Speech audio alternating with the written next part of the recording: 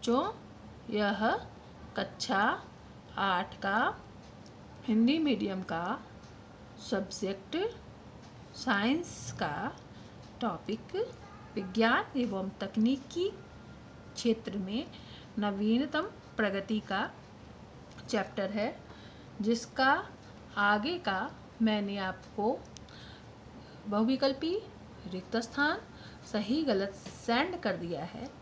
जहाँ पे आपने पीछे वाला लिखा है वहीं उसी के आगे से आपको आगे जो मैं क्वेश्चन आंसर दूंगी वह करना है। आज मैं आपको कुछ टॉपिक का मैंने रीडिंग लगवाया था और आज मैं कुछ टॉपिक का आपको रीडिंग लगवाऊंगी। चलिए आइए लगाते हैं रीडिंग। बच्चों, इस चैप्टर में हमने विज्ञान के विकास से किन किन क्षेत्रों में हमें लाभ हुआ है उसके संदर्भ में हम पढ़ रहे हैं। जैसे इसके पहले हमने शिक्षा एवं सूचना और संचार प्रौद्योगिकी ICT के क्षेत्र में हमें विज्ञान के प्रगति से क्या लाभ हुआ है उसके बारे में पढ़ा है। अब इसके अंतर्गत दूसरा टॉपिक आपका है अंतरिक्ष प्रौद्योगिकी में के क्षेत्र में, मतलब कि विज्ञान के उन्नति से हमें अंतरिक्ष प्रौद्योगिकी में क्या लाभ मिला है उसके बारे में आज हम यहाँ पे पढ़ेंगे और कुछ जानेंगे। भारतीय अंतरिक्ष कार्यक्रम के जनक डॉक्टर विक्रम साराभाई की अध्यक्षता में वर्ष 1962 में भारतीय राष्ट्रीय अंतरिक्ष अनुसंधान समिति, बच्चों जिसको कि इसको स्पार कहते हैं। बच्चों, ये लाइन आपकी इम्पोर्टेंट लाइन है और आपके क्वेश्चन आंसर में भी ये पूछा गया है कि भारतीय अंतरिक्ष कार्यक्रम के जनक कौन है, तो इसको आप याद कर लीजिएगा। यह आपके क्लास 8 के लिए ही नहीं बल्कि आगे के बहुत सारे कंपटीशन एग्ज़ाम के GK का क्वेश्चन भी बन सकता है, इसलिए इस लाइन को आपको लर्न करना है। इनको स्पार एवं नवंबर 1969 में भारतीय अंतरिक्ष अनुसंधान संगठन, जो कि इस समय हमारा ISRO है, जो कि अंतरिक्ष पे कार्य करने वाला एक संगठन है जिसको ISRO बोलते हैं, का गठन हुआ है 1969 में। एक छोटे से रॉकेट प्रक्षेपण से शुरुआत कर अंतरिक्ष प्रौद्योगिकी एक ऐसे मुकाम पर पहुंच गई है, मतलब जब ISRO का शुरुआत था तो सबसे पहले इन्होंने एक रॉकेट का प्रक्षेपण अर्थात रॉकेट को अंतरिक्ष में भेजा था। वहाँ से शुरुआत कर ऐसे मुकाम पे आज हमारा ISRO पहुँच गया है।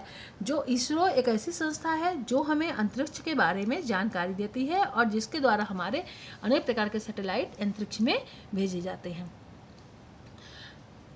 जिसकी हमने कल्पना भी नहीं की थी। अब हमारे पास भारतीय राष्ट्रीय उपग्रह इनसैट एवं भारतीय दूरसंवेदी उपग्रह IRS जैसी अत्याधुनिक उपग्रह प्रणाली भी मौजूद है। मतलब कि विज्ञान के प्रगति से हमारे पास अब राष्ट्रीय उपग्रह एवं भारतीय दूरसंवेदी उपग्रह जैसी अत्याधुनिक प्रणाली भी मौजूद हो गई है। ये किससे संभव हुआ है? यह विज्ञान के लगातार प्रयोगों से और विज्ञान के प्रगति के द्वारा ही संभव हो पाया है। इनसैट उपग्रह दूरसंचार, दूरदर्शन प्रसारण, मौसम का भी हाल हमको अंतरिक्ष में जो हमारा उपग्रह है उसके द्वारा मिलता है। दूरदर्शन जो हम देखते हैं वह सैटेलाइट के द्वारा ही हम एक जगह हो रहा है कार्यक्रम को अपने घर में बैठे TV के द्वारा देख लेते हैं, और जो फ़ोन से हम बात करते हैं वो भी सैटेलाइट जो कि अंतरिक्ष में है उसके द्वारा ही हम एक दूसरे से मोबाइल पे बात कर पाते हैं। विज्ञान और प्रगति आपदा चेतावनी, जो प्राकृतिक आपदाएं जो भी आती हैं उसकी चेतावनी हमें पहले से ही मौसम विज्ञान के द्वारा हमें प्राप्त हो जाती है। IRS प्राकृतिक संसाधनों के सर्वेक्षण के लिए प्रयोग होता है। भारत ने 2 प्रकार के उपग्रह प्रक्षेपण यानों की रूपरेखा तैयार कर इस्तेमाल योग्य बनाया है।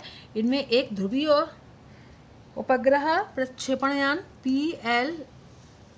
PSLV, जिसमें